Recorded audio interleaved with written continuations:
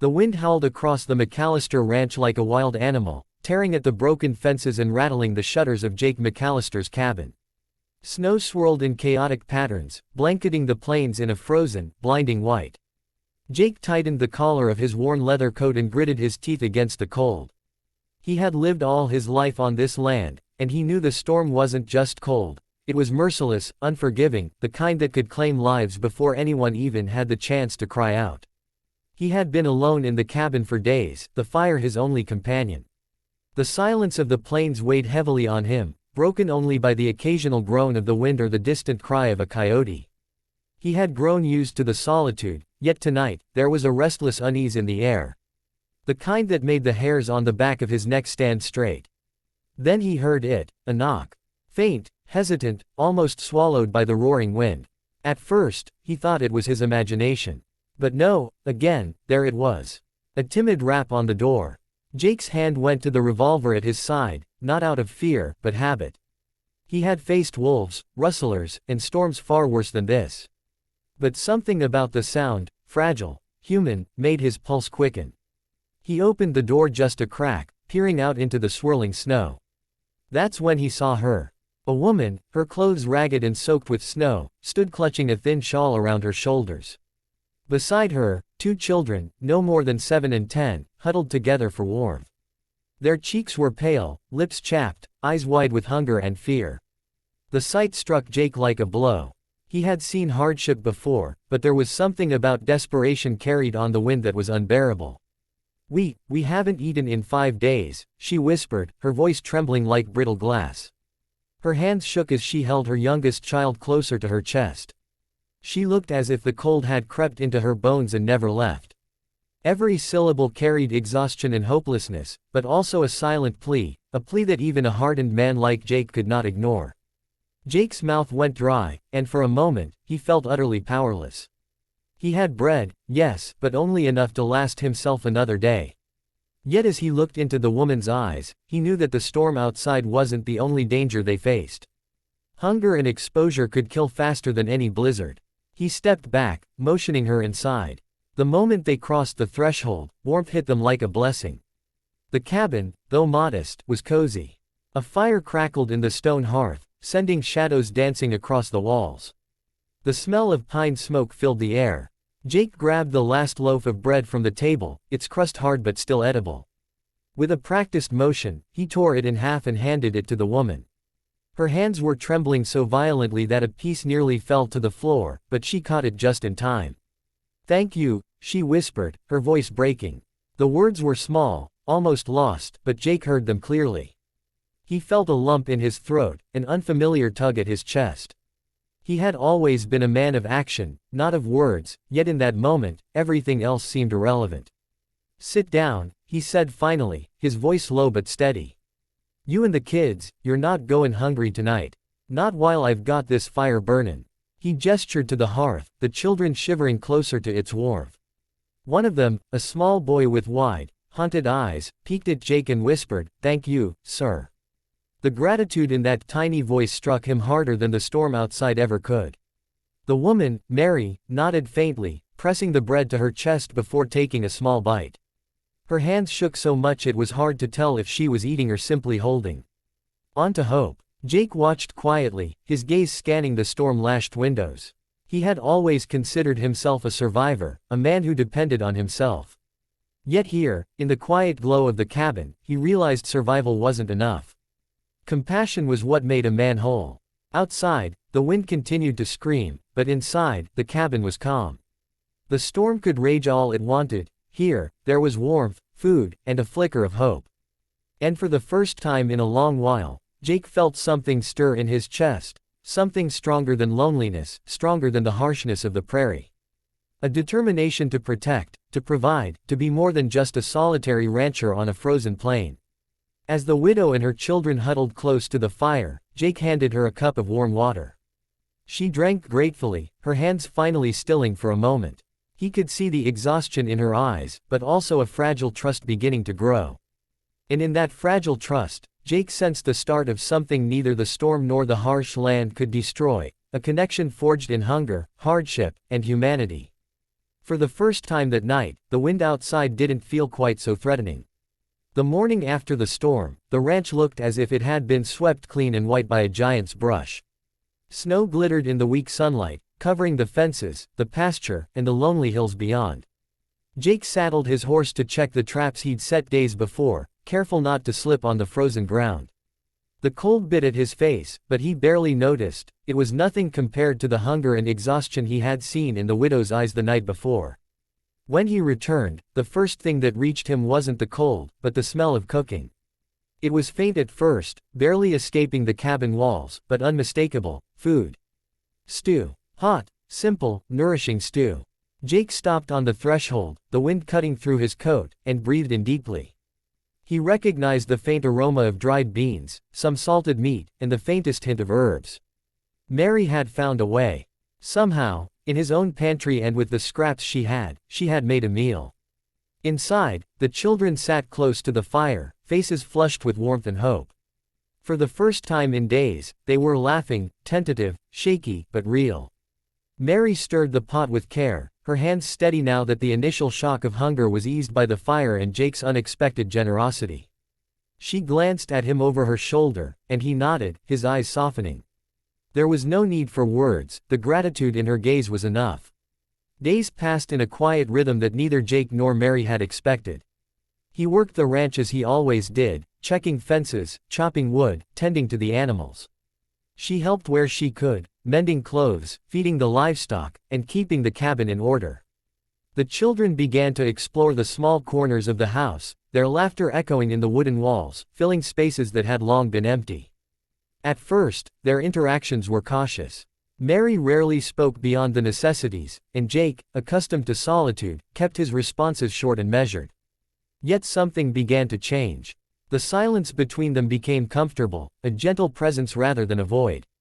Jake noticed her small acts of care, the way she arranged his tools after he used them, how she always made sure the fire never went out, how she spoke softly to the children when they grew restless.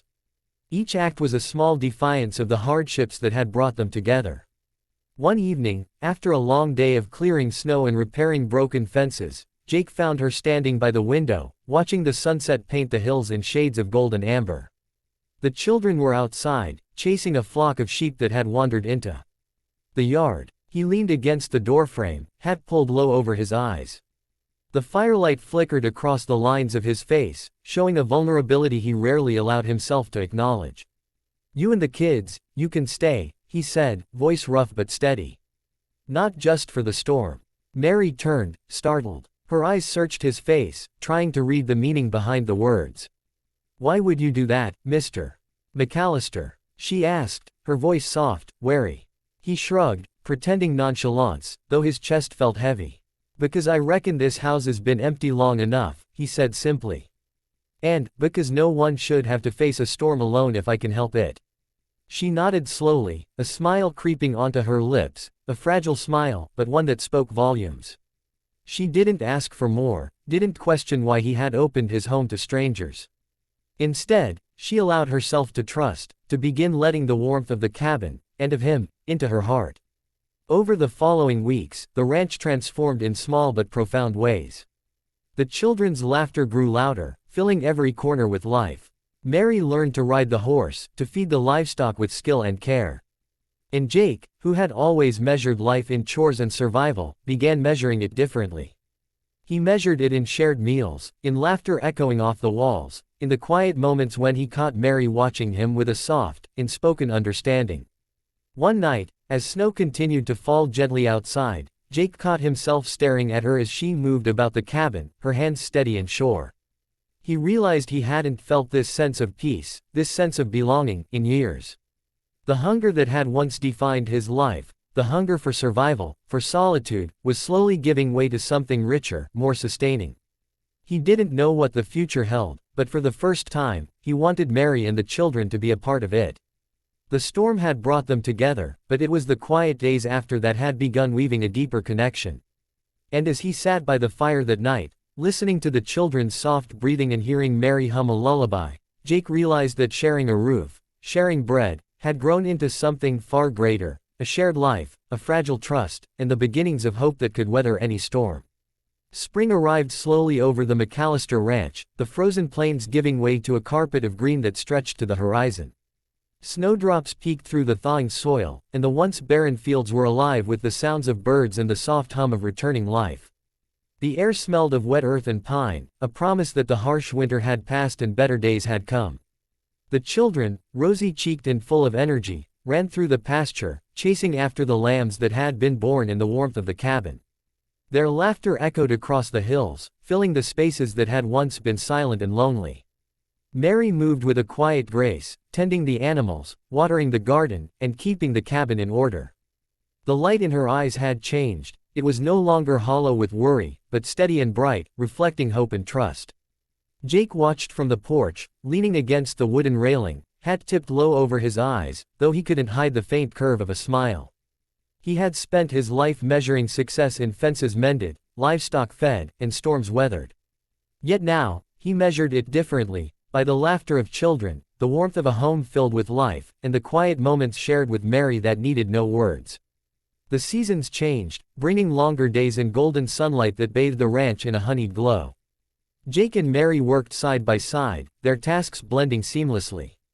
She would hand him tools, he would guide her when handling the horses. They shared small jokes, quiet conversations, and, sometimes, comfortable silences. In those silences, a bond had formed stronger than any fence he had built, stronger than the harsh winter that had tested them all. One evening, as the sun dipped low over the horizon, painting the sky in shades of orange and pink, Jake found Mary standing at the edge of the porch, watching the children play in the fading light. He approached slowly, careful not to startle her. The wind carried the scent of spring flowers and fresh hay, filling the air with promise. Mary turned to him, a soft smile on her lips. "It feels like this place has always been alive," she said quietly, almost to herself. Jake nodded, his eyes following the children as they rolled in the grass, laughing and tumbling. "It's alive because of them, and because of you," he said, voice low but steady. "You made it more than just a house. You made it a home." She looked at him then, really looked, and in her eyes he saw the reflection of everything they had endured together, the storm, the hunger, the fear, and the life that had grown from it. There was gratitude there, yes, but something more, trust, affection, and the first flicker of love that neither had expected. Jake reached into his coat pocket and pulled out a small, weathered ring. It was simple, sturdy, like the life they had begun to build together. He held it out to her, hand steady despite the pounding of his heart. "Ain't much," he said quietly, "but I'd be honored if you'd take my name." For a moment, Mary's breath caught. She looked down at the ring, then back at him, tears glimmering in her eyes. "You gave us bread when you had none," she whispered, voice thick with emotion. "You've already given me everything." Jake tipped his hat back and smiled softly, the first genuine, unguarded smile he had worn in years. He reached for her hand, and she took it, the warmth of her touch stronger than any fire in the cabin. The children, sensing the shift, ran to them, pulling at their hands and laughing, filling the evening with joy that seemed to stretch forever. That night, the cabin was filled with warmth, laughter, and light. The storm that had brought them together was now a distant memory, replaced by the quiet promise of spring and the certainty of companionship. Jake and Mary sat side by the fire, hands entwined, listening to the children's soft breathing as they slept.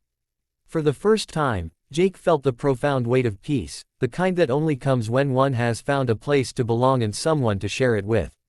And as the last light of day faded behind the hills, the lonely rancher who had once shared his last loaf of bread realized he was no longer alone. He was sharing something far greater, his heart, his home, and a new beginning with the woman who had knocked in the storm. Together, they had weathered the harshest winter, survived hunger and fear, and had come out the other side stronger, united, and ready to face whatever came next. The McAllister Ranch was no longer just a place of work and solitude. It was a home filled with laughter, hope, and love, a testament to resilience, compassion, and the extraordinary power of a simple act of kindness. And under the endless sky of the prairie, life had finally begun anew.